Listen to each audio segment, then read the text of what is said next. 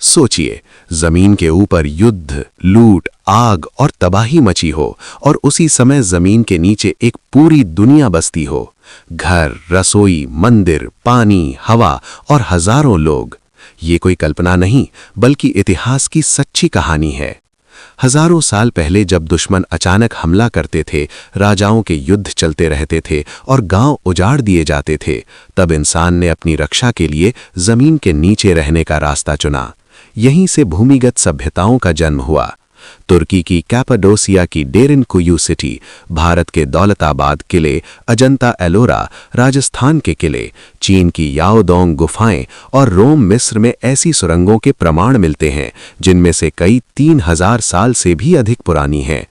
उस समय न मशीनें थीं, न आधुनिक तकनीक, फिर भी लोग लोहे के औजारों, हथौड़ों और आग पानी की तकनीक से पत्थर काटते थे।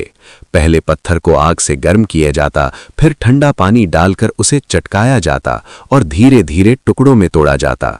दिन भर में मुश्किल से 2-3 फीट खुदाई होती थी और कई सुरंगें पीढ़ियों में पूरी होती थीं। जमीन के नीचे रहने के लिए सबसे बड़ी चुनौती हवा थी, लेकिन लोगों ने वेंटिलेशन शाफ्ट बनाए, हर कुछ मीटर पर हवा के रास्ते छोड़े और कई सुरंगें पहाड़ों के आर पार निकालीं। डेरिनकुयू जैसी जगहों पर 50,000 लोग एक साथ बिना दम घुटे रह सकते थे।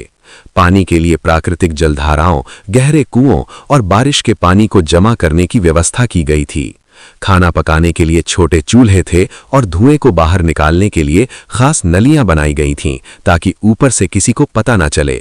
अनाज और भोजन के लिए अलग भंडारण कक्ष होते थे। सुरक्षा के लिए पत्थर के भारी गोल दरवाजे लगाए जाते थे, जिन्हें एक आदमी अंदर से बंद कर दे तो बाहर से पूरी सेना भी नहीं तोड़ सकती थी। सुरंगें जानबूझकर संकरी रखी जाती थीं ताकि दुश्मन एक एक करके फंसें और अंदर जाल, अंधेरे मोड़ और धोखे वाले रास्ते होते थे। ये सुरंगें केवल छिपने की जगह नहीं थीं, बल्कि पूरे शहर थे।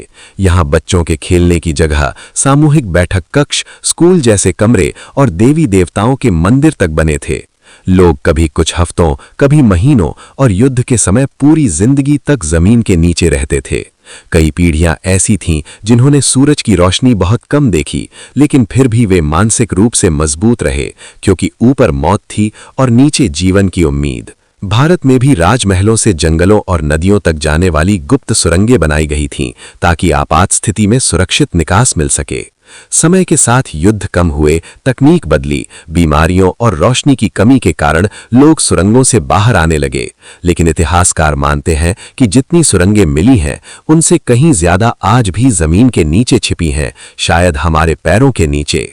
सुरंगों में रहने वाले लोग डरपोक नहीं थे, वे इतिहास के सबसे साहसी इंसान थे, जिन्होंने साबित किया कि जब ऊपर जीवन असंभव हो, तब इंसान नीचे भी पूरी सभ्यता बसा सकता है।